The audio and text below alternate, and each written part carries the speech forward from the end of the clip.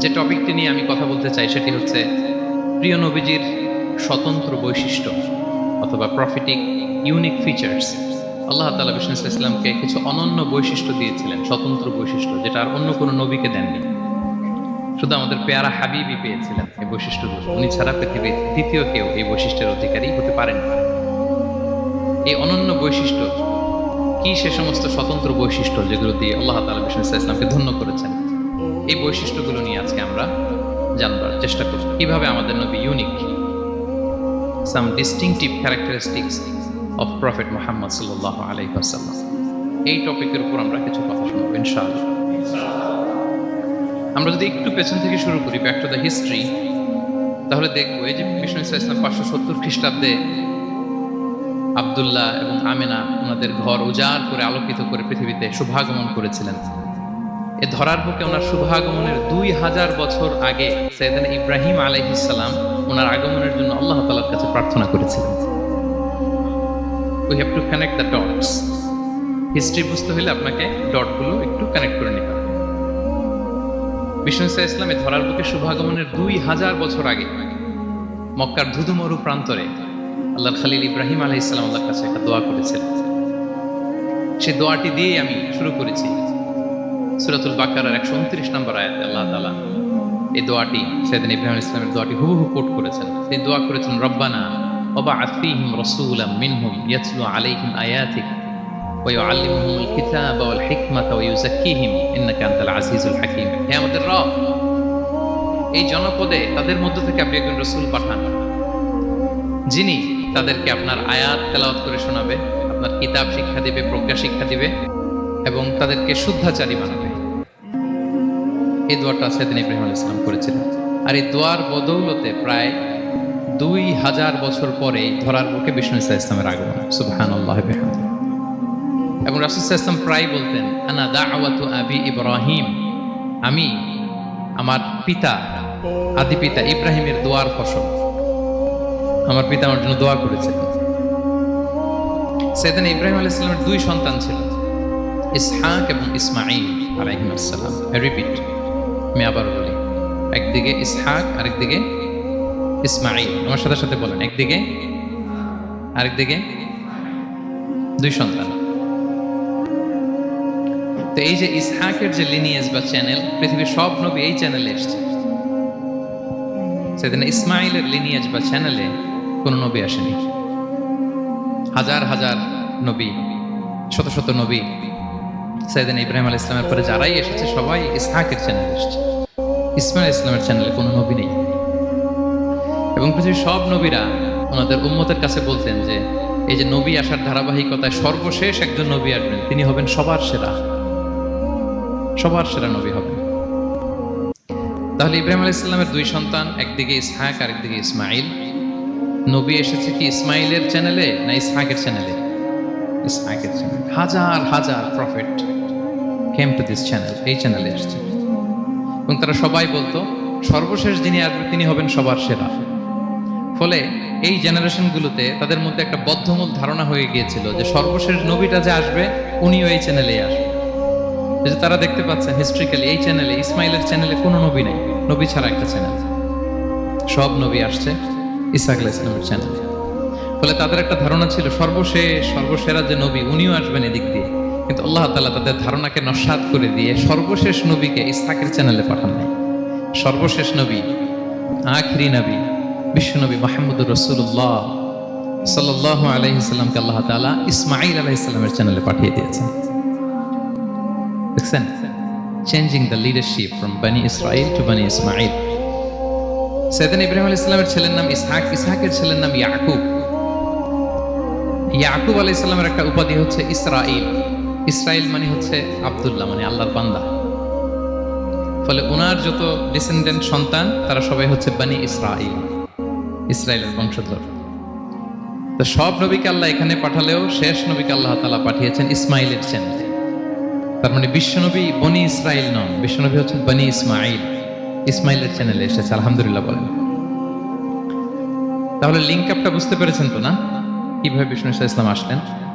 রাসূল ইসলাম প্রায় এইভাবে বলতেন যে আনা দাওয়াতু আবি ইব্রাহিম, আমি আমার পিতা ইব্রাহিমের দোয়ার ফসল। তিনি দোয়া করেছিলেন মক্কার ধুধু প্রান্তরে যে আল্লাহ এই জনপদে একজন নবী দিও।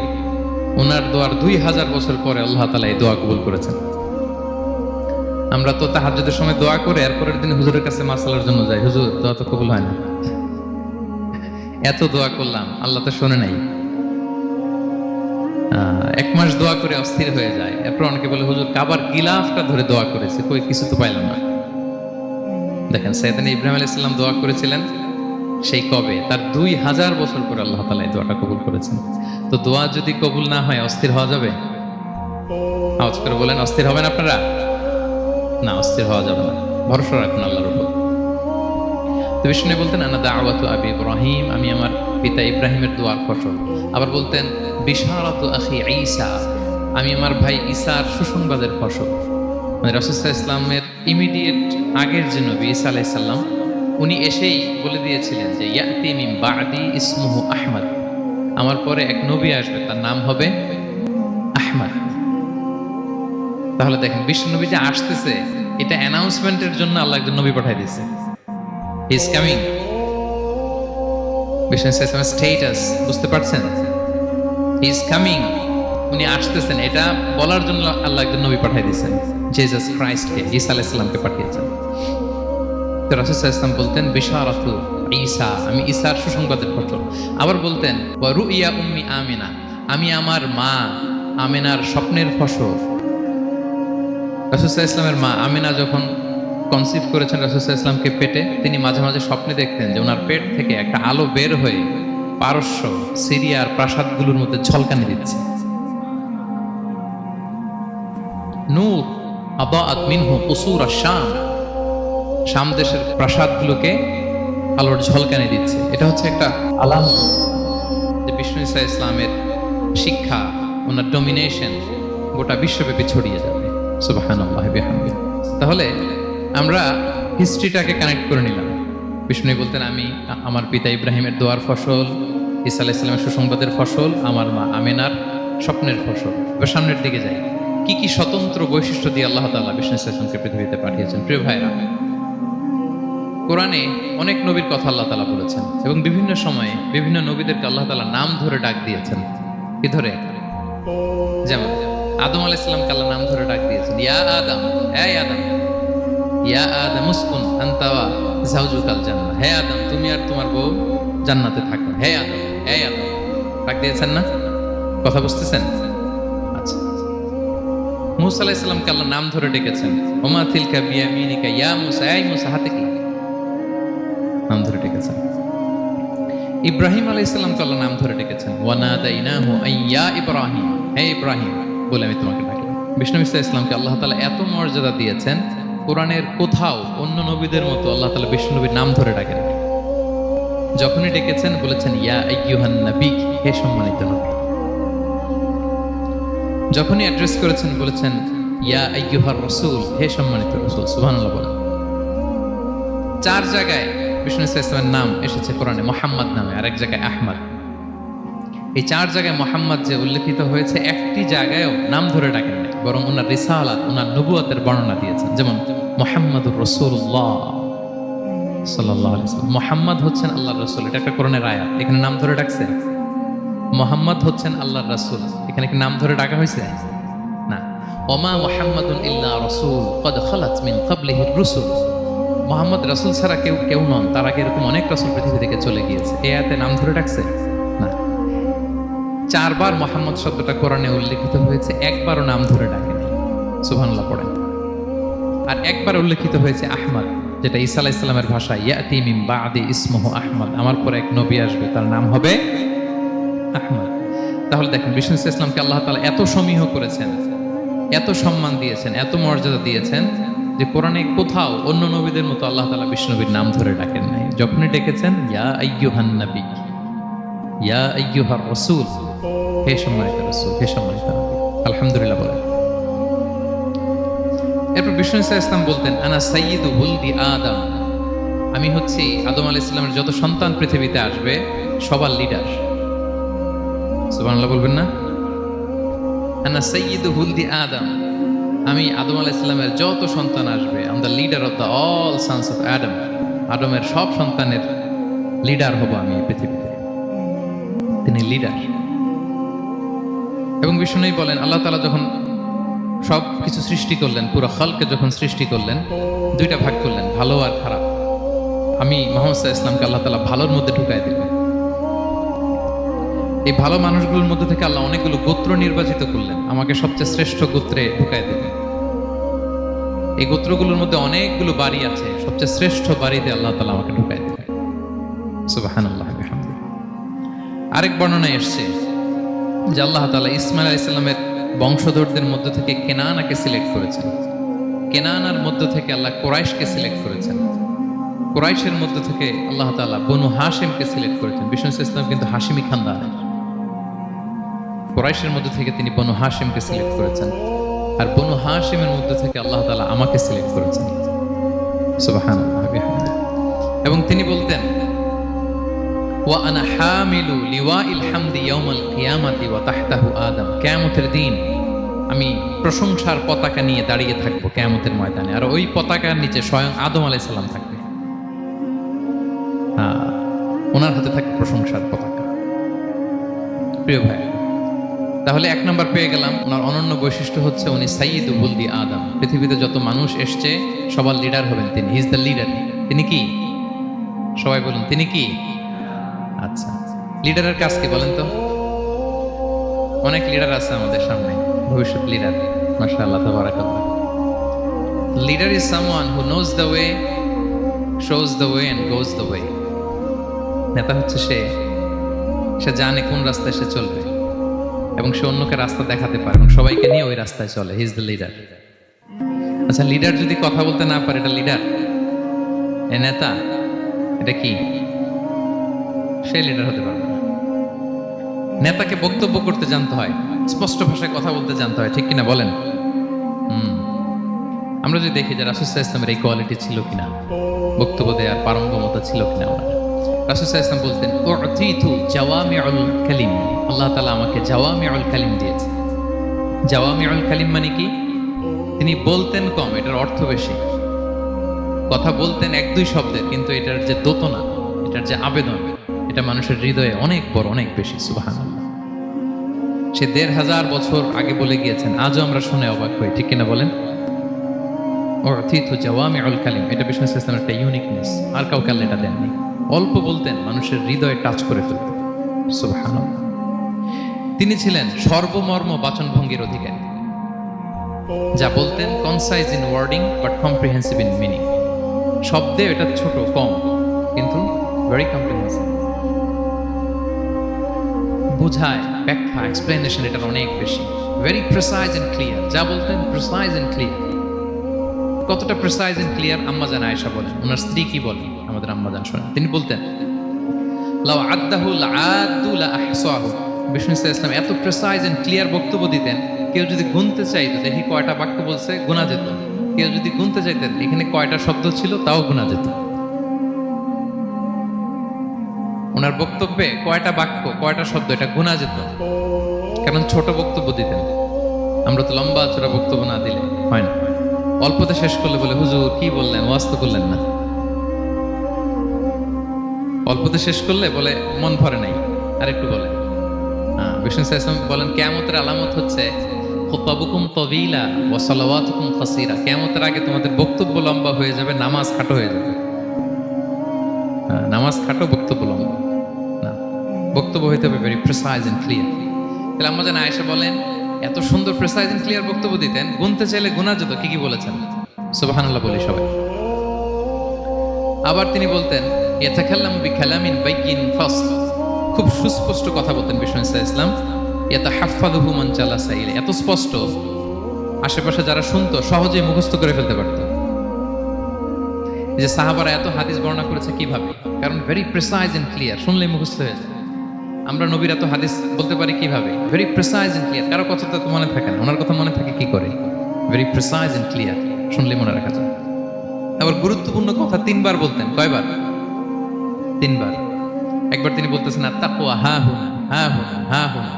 তাকওয়া আছে এখানে, এখানে, এখানে। আমরা তো তাকওয়া বানাই ফেলছি এখানে, তাকওয়া বানাই ফেলছি জুব্বার ভেতরে, এই টুপির ভেতরে, তসবির ভিতরে বানাই ফেলছি তাকওয়া, তাই না? কিন্তু বিষ্ণু সাল্লাল্লাহু আলাইহি ওয়াসাল্লাম কি বলেছেন দেখেন, তিনি বলেন আত-তাকওয়া হা হুনা, তাকওয়া থাকে কোথায়? হৃদয়ে। ওয়ায়ুশিরু ইলা সাদরিহি সালাসা মাররাত, তিনবার ইঙ্গিত করেছেন। হ্যাঁ, দাড়ি, টুপি, জুব্বা, তাসবিহ অনেক গুরুত্বপূর্ণ অনুষঙ্গ ইসলামের, কিন্তু আসল তাকওয়া থাকে কোথায়? হৃদয়। তাহলে এটা গুরুত্বপূর্ণ কথা, তিনবার ইঙ্গিত করেছেন। কয়বার? তাহলে এটা হচ্ছে বিষ্ণু ইসলামের একটা ইউনিকনেস। কথা বলতেন কম, এটার দোতনা, এটার আবেদন মানুষের হৃদয়ে ছাপিয়ে যেত। অকথিতু জাওয়ামিউল কালিম, বিষ্ণু বলেন আল্লাহ তাআলা আমাকে জাওয়ামিউল কালিম দিয়েছে, আমি বলি কম কিন্তু এটার মিনিং অনেক স্ট্রং। বিষ্ণু ইসলাম আবার বলেছেন যে নুসিরতু বির-রু'বি মাসিরাতা শাহর, আল্লাহ তাআলা আমাকে ভয় দিয়ে সাহায্য করেছেন। কে দিয়ে? ভয় দিয়ে। রাসূল সাল্লাল্লাহু আলাইহি ওয়াসাল্লাম যেখানে থাকতেন তার ডানে বায়ে সামনে পেছনে 1 মাসের ডিস্টেন্সের ভেতরে যদি কোনো শত্রু থাকতো রাসূল সাল্লাল্লাহু আলাইহি ওয়াসাল্লামের ভয়ে ওর অন্তরে ধুকধুকানি শুরু হয়ে যেত, ত্রাসের কম্পন শুরু হয়ে যেত। 1 মাস রাসূল সাল্লাল্লাহু আলাইহি ওয়াসাল্লাম এখানে পৌঁছতে লাগবে কয় মাস? এত দূরে থাকতো, নবী সাল্লাল্লাহু আলাইহি ওয়াসাল্লামের কোনো শত্রু যদি থাকতো ডানে বায়ে, রাসূল সাল্লাল্লাহু আলাইহি ওয়াসাল্লামের ভয়ে তাদের হৃদয়ে ত্রাসের কম্পন শুরু হতো। সুবহানাল্লাহ বলেন। বিষ্ণু ইসলামের ইউনিকনেস, এটা আল্লাহ কাউকে দেননি। ওনার আরেকটা ইউনিকনেস হচ্ছে উনি খাতামুন নবিয়্যিন, সর্বশেষ নবী। আওয়াজ করে বলুন, বিশ্ব নবীর পরে আর কোন নবী আসবে? মা কানা মুহাম্মাদুন আবা আহাদিন মির রিজালিকুম ওয়ালাকিন রাসূলুল্লাহি ওয়া খাতামুন নবিয়্যিন, he is the last messenger. ওনাকে ছাড়া নবুয়তি পূর্ণতা পায় না। সব নবীকে দিয়ে যদি ধরেন প্রত্যেকটা নবীকে আমরা একটা মুক্তোর দানার সাথে তুলনা করি, মুক্তোর দানা, এটা দিয়ে একটা মালা বানানো হবে, সেক্ষেত্রে বিষ্ণু ইসলাম হচ্ছেন সর্বশেষ মুক্তোর দানা, যেটা না লাগালে মালাটাই হয় না। প্রত্যেক নবী যদি একটা মুক্তোর দানা হয়, এটা দিয়ে যদি একটা মালা গাঁথি আমরা, সর্বশেষ মুক্তোর দানাটা হচ্ছে বিষ্ণু ইসলাম। এটা ছাড়া মালা পূর্ণতা পায় না।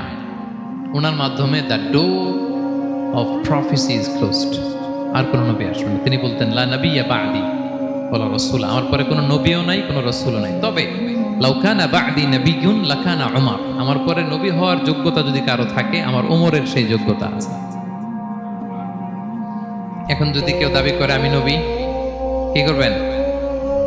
সহিহ মুসলিমের বর্ণনায় খুব চমৎকার একটা উপমা বিষ্ণু ইসলাম দিয়েছেন। সেটা বলেছেন, আমার আর আমার আগের নবীদের দৃষ্টান্ত হচ্ছে এরকম একটা প্রাসাদের ন্যায়। খুব চমৎকার একটা লোক একটা প্রাসাদ বানিয়েছে, এত চমৎকার, চোখ ধাঁধানো, আই ক্যাচিং। যেই এই প্রাসাদটা দেখে সবাই অবাক হয়, এত সুন্দর প্রাসাদ। এই প্রাসাদে খুঁত ধরার মতো কিছু নাই একটা জায়গা ছাড়া, সেটা হচ্ছে প্রাসাদের কোনো একটা দেয়ালে গাঁথুনিতে একটা ইট দেয়া হয় না, সামহাউ মিসিং, একটা ইটের টুকরা মিসিং। ফলে বাইরে থেকে ঠান্ডা বাতাস ঢুকে একটু অসুন্দর লাগে। সবাই প্রাসাদটা ভিজিট করে বলে এত সুন্দর প্রাসাদ, কোনো ভুল হয় না, শুধু একটা জায়গায় ছাড়া, এই একটা ইট পড়ে না এখানে। এটা দিলে পুরো প্রাসাদটা পূর্ণ হয়ে যেত। ইটকে আরবিতে বলে লাবিনা। বিষ্ণু ইসলাম বলেন আনাল লাবিনা, আমি হচ্ছি সেই নবুয়তির প্রাসাদের ইট, আমাকে না দিয়ে নবুয়তের প্রাসাদই পূর্ণতা পায় না। আনাল লাবিনা, ওইখানে আমাকে সেট করে দিলেই নবুয়তের প্রাসাদ পূর্ণতা পেয়ে যায়। আল্লাহু আকবার বলেন। তিনি সবার জন্য নবী হয়ে এসেছেন, সবার জন্য। অন্য কোন নবীর ক্ষেত্রে এটা প্রযোজ্য না। আদম আলাইহিস সালাম সবার জন্য নবী হয়ে আসছেন, সবাই বলুন। ইব্রাহিম আলাইহিস সালাম সবার নবী, মুসা আলাইহিস সালাম সবার নবী, বিষ্ণু ইসলাম তিনি সবার নবী। আল্লাহ তাআলা বলেন ওয়ামা আরসালনাকা ইল্লা কাফাতান লিন-নাসি বাশীরাও ওয়া নাযীরা, নবী হে, গোটা মানব মণ্ডলীর জন্য আমি আপনাকে রাসূল করে প্রেরণ করেছি। আপনি জান্নাতের সুসংবাদ দিবেন, জাহান্নাম থেকে ভীতি প্রদর্শন করবেন। তাহলে মেসেঞ্জার ফর এন্টায়ার ম্যানকাইন্ড। ওনার নবুয়তের কোনো বাউন্ডারি নাই, আছে? আওয়াজ করে বলুন, আছে? বনি ইসরায়েলের অনেক নবীর এমন ছিল, এদিকে এক নবী, উনি আবার অন্য জায়গায় দাওয়াত দিতে পারবেন, উনি এখানেই দিবেন। আবার পাশের আরেক লোকেশনে আল্লাহ আরেক নবী পাঠাইছেন, ওনার কাজ ওইখানে। তাইলে এই নবীর এক বাউন্ডারি, ওই নবীর। কোরআনে এই কথা এসেছে, যেমন ইব্রাহিম আলাইহিস সালাম, লূত আলাইহিস সালাম চাচা ভাতিজা, সমসাময়িক নবী।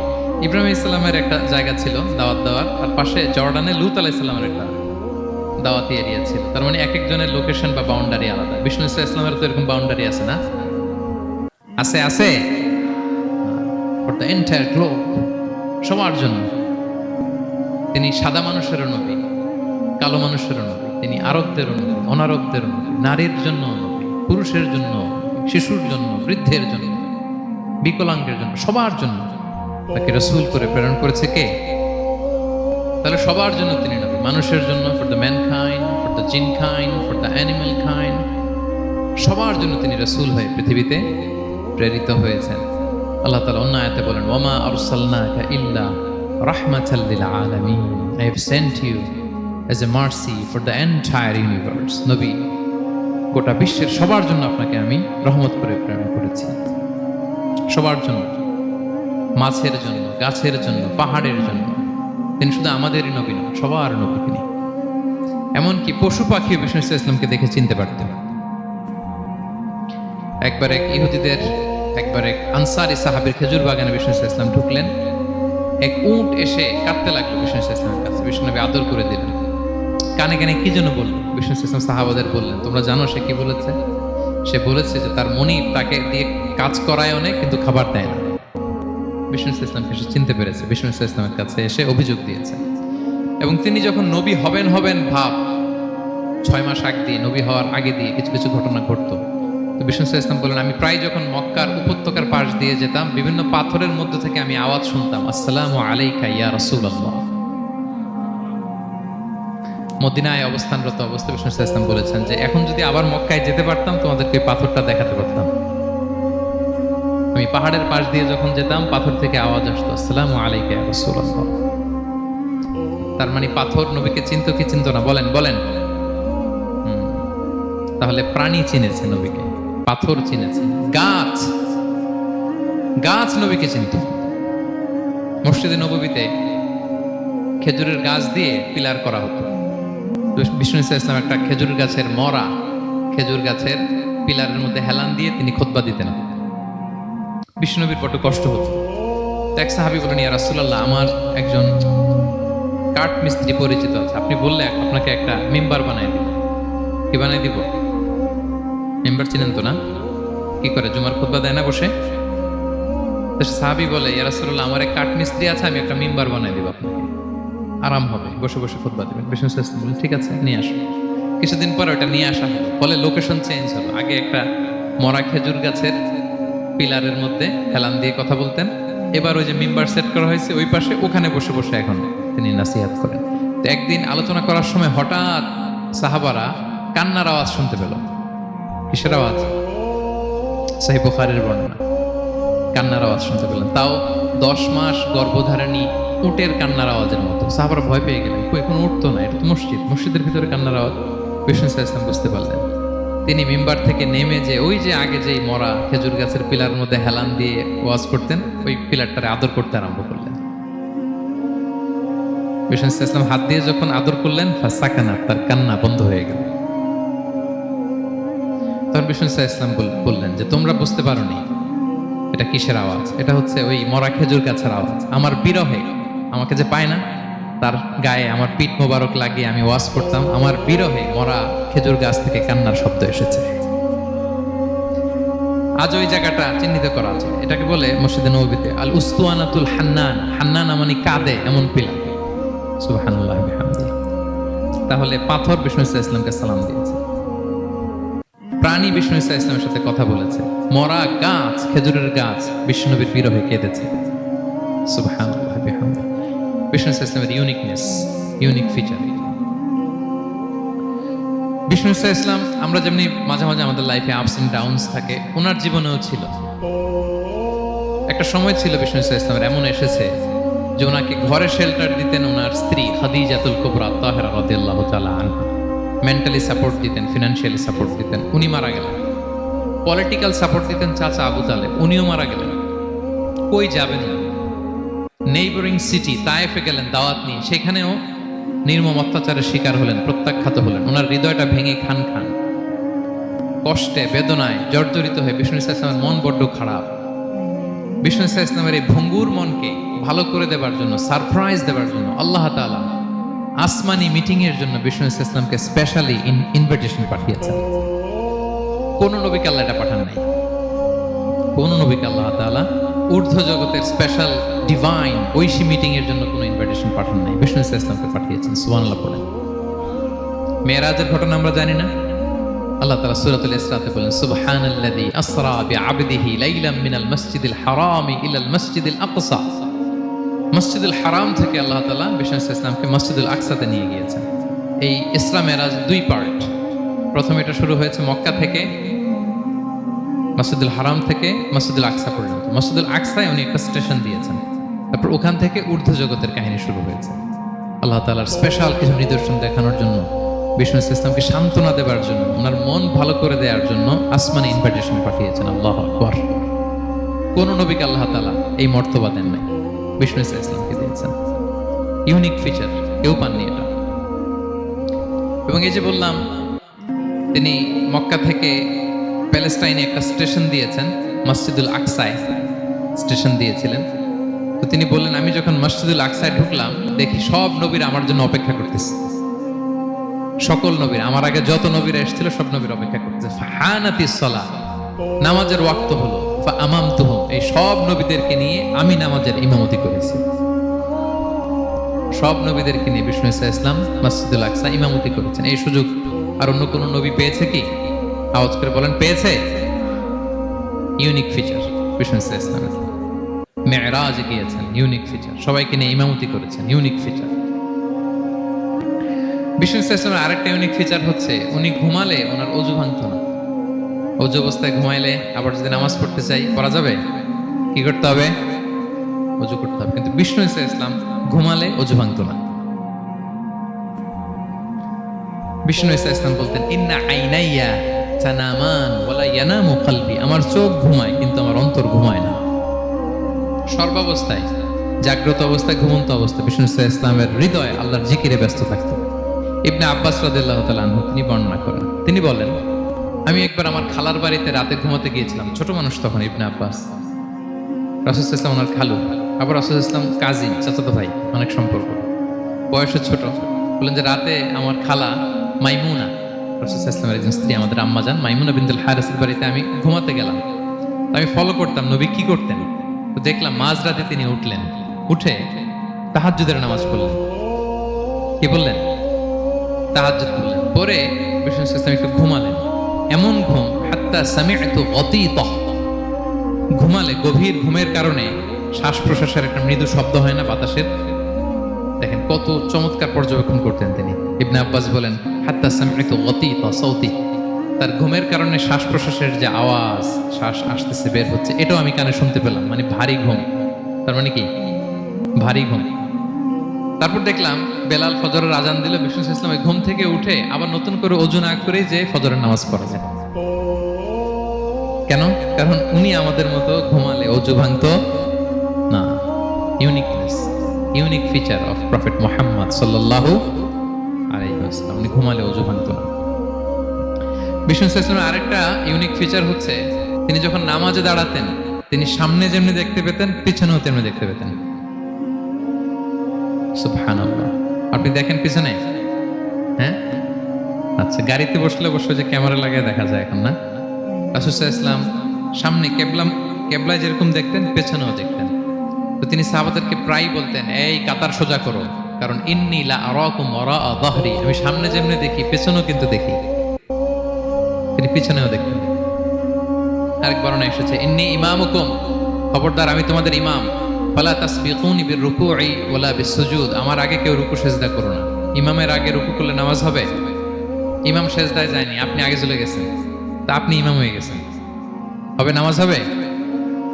রাসূল সাল্লাল্লাহু আলাইহি ওয়াসাল্লাম বলেন, খবরদার আমার আগে রুকু সিজদা করো না, খবরদার করো না, আমি কিন্তু দেখি। ফা ইন্নী আরাকুম মিন আমামি ওয়া মিন খালফি, সামনে যেমনি দেখি পেছনেও দেখি।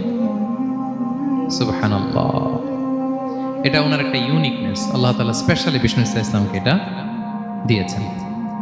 এবার বিষ্ণু ইসলামের আরেকটা ফিচার বলি। বিষ্ণু ইসলামের পিঠ মোবারকে দুই কাঁধের মাঝখানে মাহরুন নবুয়া, দ্য সিল অফ প্রফেসি ছিল, নবুয়তের সিল লাগানো ছিল। আল্লাহু আকবার। এটাকে বলে মাহরুন নবুয়া, দ্য সিল অফ প্রফেসি। তিনি যে নবী, এটার সিল ছিল। তাওরাত এবং ইনজিলে এই কথাটা এসছে যে শেষ নবীকে চিনার একটা মাধ্যম হচ্ছে ওনার পিঠে দুই কাঁধের মাঝখানে দ্য সিল অফ প্রফেসি পাওয়া যাবে, নবুয়তের চিহ্ন। আল্লাহু আকবার। এটা অনেক সাহাবারা দেখেছেন এই চিহ্নটা। এটার সাইজ কতটুকু?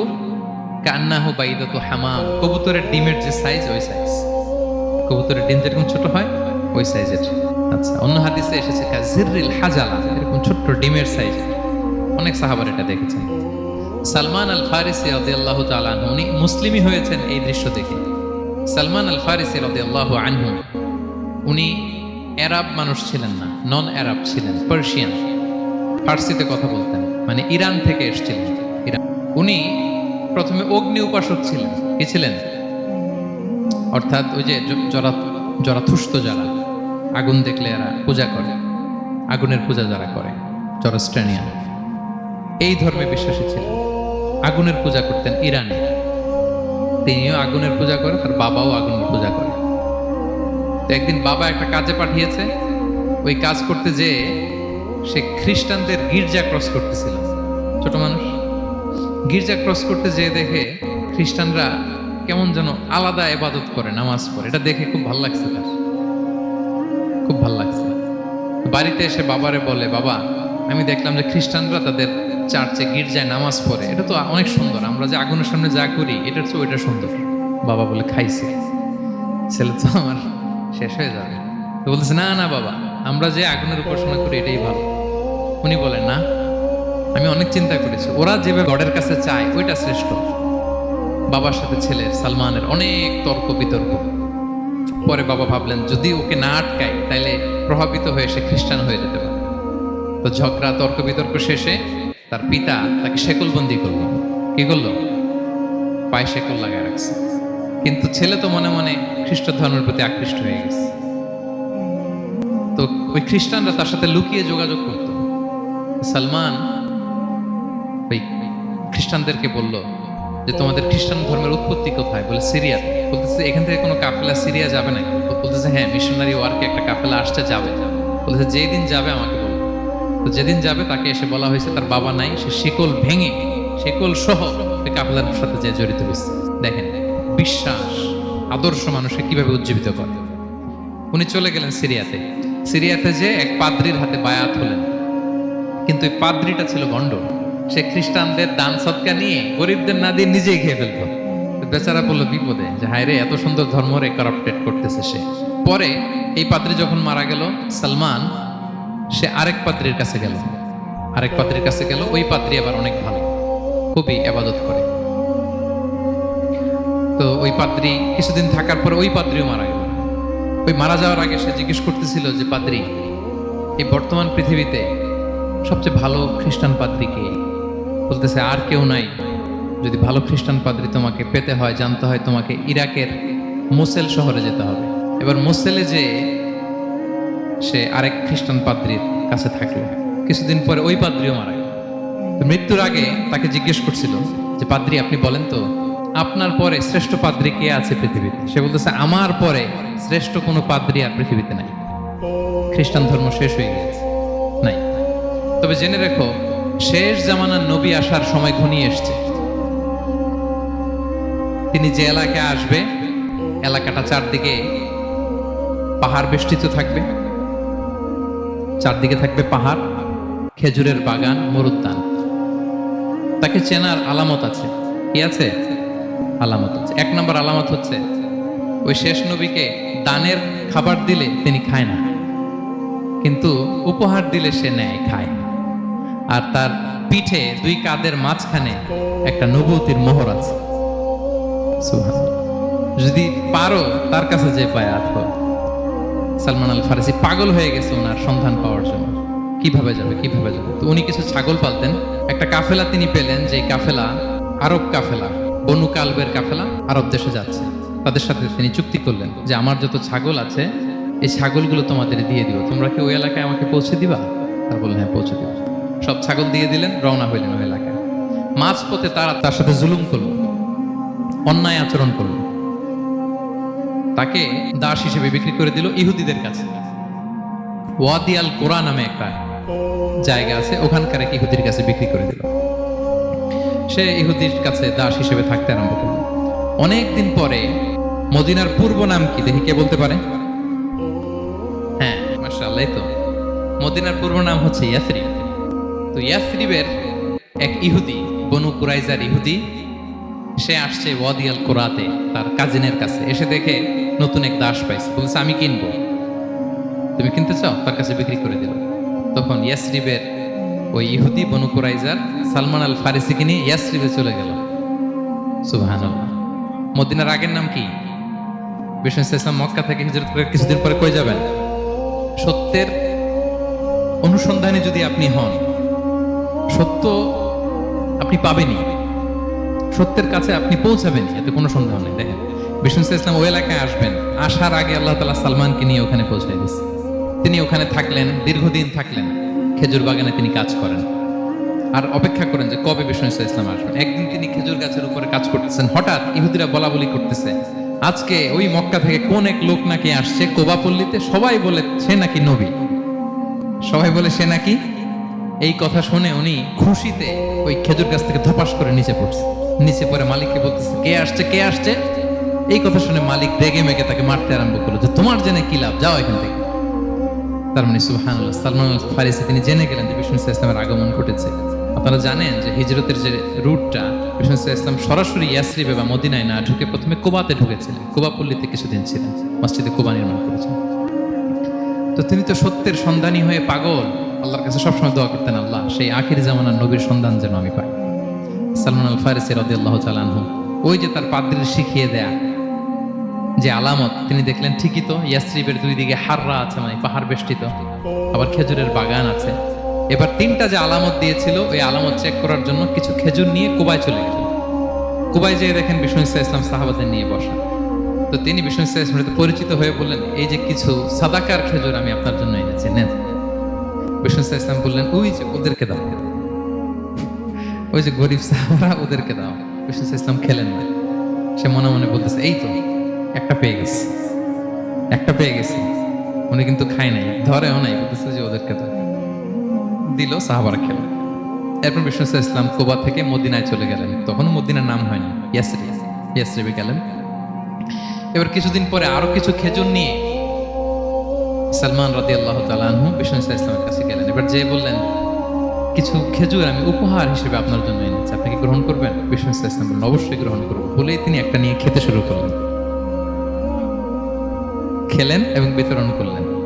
এবার তো সালমান মহা খুশি, এই তো পেয়ে গেছি দুইটা সাদাকার খেজুর, বলেছি ধরেও নাই, খায় নাই, যখনই বললাম উপহার খেয়েছে। এবার বাকি রইল কয়টা? সেটা কি? নবুয়তের সিলমোহর, দ্য সিল অফ প্রফেসি। এটা তো দেখা এত সহজ না, যদি এদিকে থাকে, জামা পরে থাকলে দেখা যাবে। তো এটার জন্য প্রায় যায়, কিন্তু ব্যাটে বলে হয় না, ট্রাই করে কিন্তু দেখা যায় না। একদিন তিনি গেলেন এবং এটার জন্য তো পিছে পিছে থাকতে হবে, কি বলেন? কথা নেই বার্তা নেই, হুট করে পিছু পিছু ঘোরা যায় নাকি কারণ? একদিন একটা উপলক্ষ তৈরি হলো, সেটা কি? বিষ্ণু ইসলাম এক সাহাবী মারা গেলেন বাকিউল গারকাদে, মানে যেটাকে আমরা জান্নাতুল বাকি বলি, ওই কবরস্থানে ওই লাশ নিয়ে যাচ্ছে, সবার সাথে সাথে বিষ্ণু ইসলামও যাচ্ছে। তো এখন তো একটা সুযোগ, পিছনে পিছনে যাওয়া যায়, কি বলেন? এইবার সালমান এসে পিছু ছাড়ে না, নবীজির পিছনে পিছনে যায়, কিন্তু স্বাভাবিক যাওয়া না, একটা আছে সিম্পলি হাঁটা, এরকম না, একবার এদিকে যায়, একবার ওদিকে যায়, একবার এদিকে যায়। আর অন্য সাহাবারা মনে মনে ভাবে ঘটনা কি, এরকম করে কেন লোকটা? কিন্তু বিষ্ণু ইসলাম তো জানেন কেন এরকম করতেছে, ঠিক কিনা বলেন? বিষ্ণু ইসলাম সেদিন দুইটা চাদর পরেছিলেন, একটা নিচে আর একটা উপরে, নিচে লুঙ্গি আর একটা চাদরটা দিয়ে গা ঢেকেছিলেন। বিষ্ণু ইসলাম ইচ্ছে করে পিঠের চাদরটা একটু নিচের দিকে নামালেন, যাতে করে সে যেটা খুঁজতেছে ওটা দেখে ফেলে। বিষ্ণু ইসলাম চাদরটাকে একটু করে নিচে নামালেন, নামানোর সাথে সাথে তিনি দেখলেন দ্য সিল অফ প্রফেসি, মাহরুন নবুয়া। দেখার সাথে সাথে সালমান আল ফারিসি চিৎকার দিয়ে বিশ্বনবীকে জড়িয়ে ধরলেন এবং ওই জায়গাটাতে দুই ঠোঁট দিয়ে চুমু খেলেন, কাঁদতে শুরু করলেন।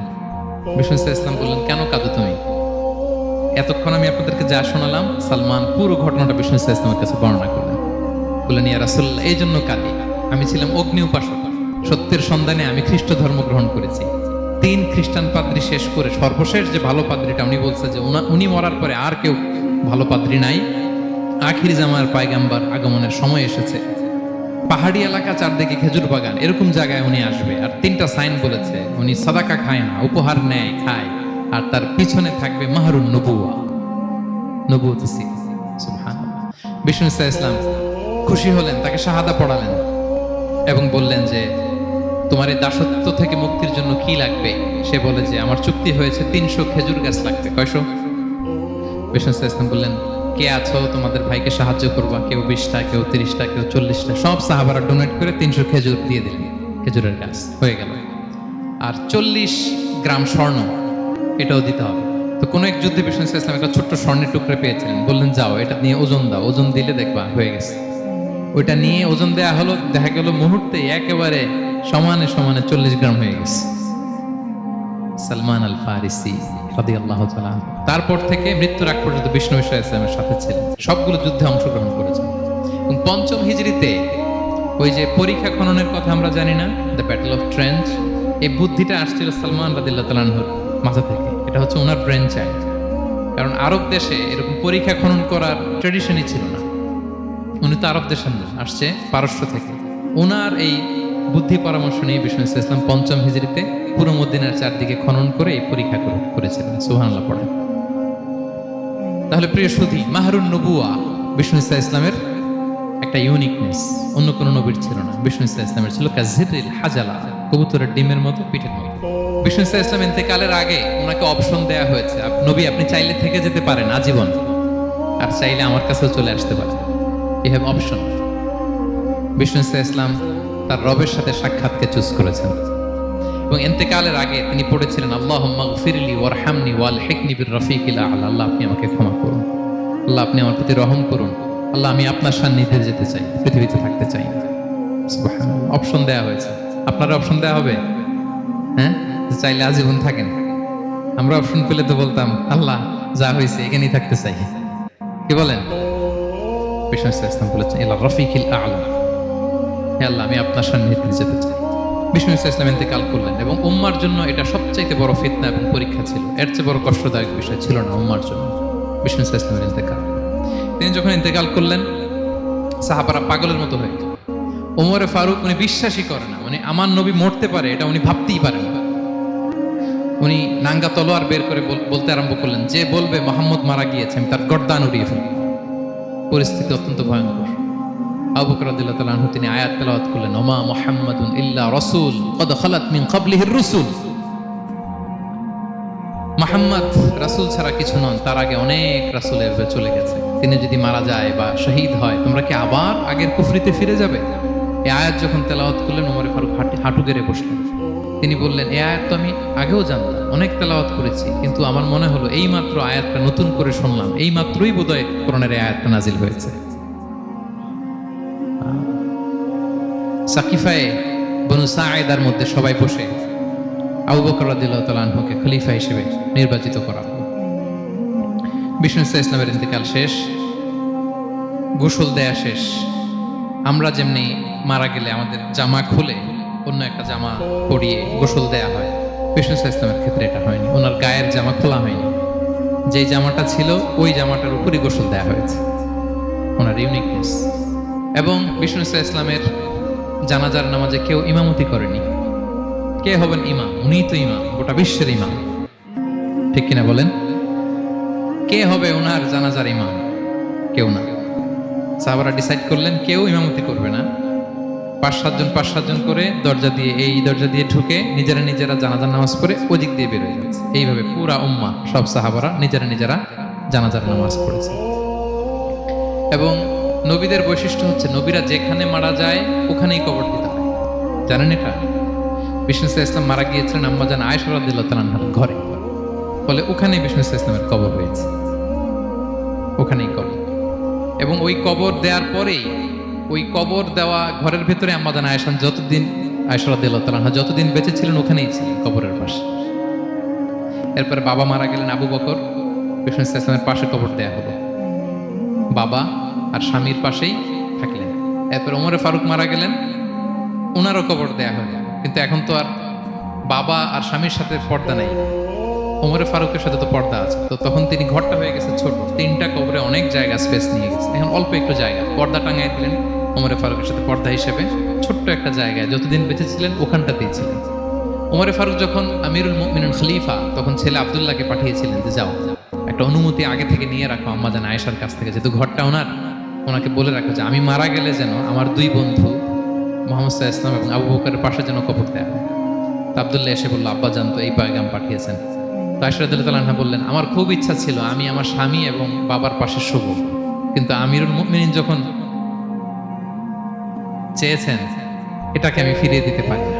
ঠিক আছে, যাও তোমার আব্বাকে বলো, তোমার আব্বাই শোবেন ওই জায়গায়। আচ্ছা, তো ওমরে ফারুক আপনারা জানেন অ্যাসাসিনেশনে ইন্তেকাল করেছেন, আত্মাইর আঘাতে ছুরিকাঘাত করা হয়েছে, কয়েকবার স্টেবিং। এত জখম হয়েছে, দুধ দিলে ওই জায়গাতে দুধ বের হয়ে যায় না, বীজ পানি দিলে বের হয়ে যায়।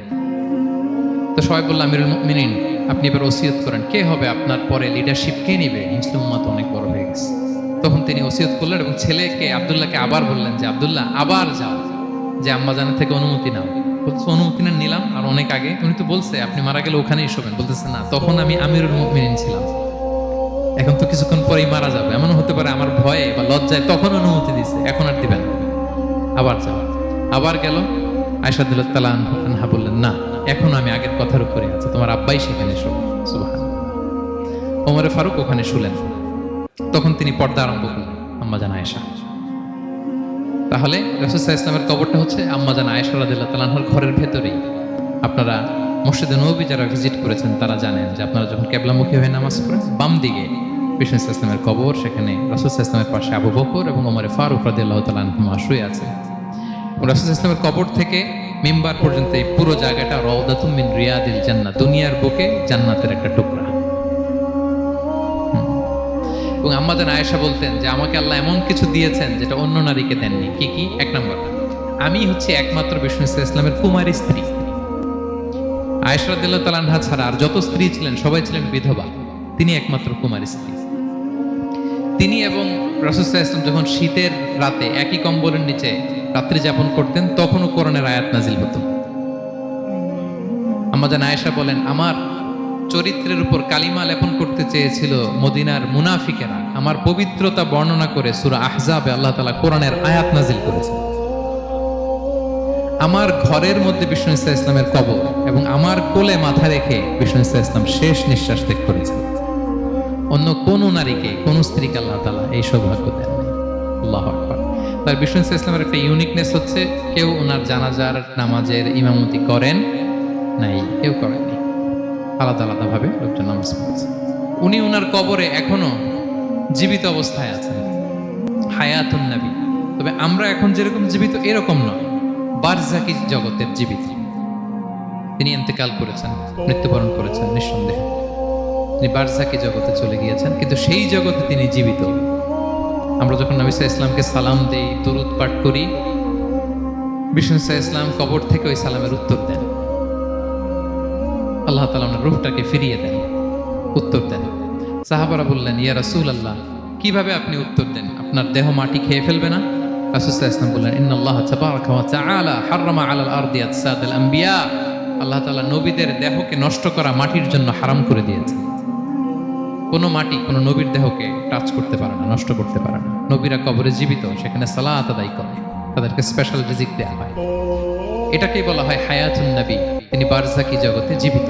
এবার কিয়ামতে বিষ্ণু সাল্লাল্লাহু আলাইহি ওয়াসাল্লামের কি ফিচার থাকবে একটু কিয়ামতটা শুনে শেষ করি। বিষ্ণু সাল্লাল্লাহু আলাইহি ওয়াসাল্লাম বলেন, আনা আউয়ালু মান ইয়ানশাক্কু আনহুল কবর।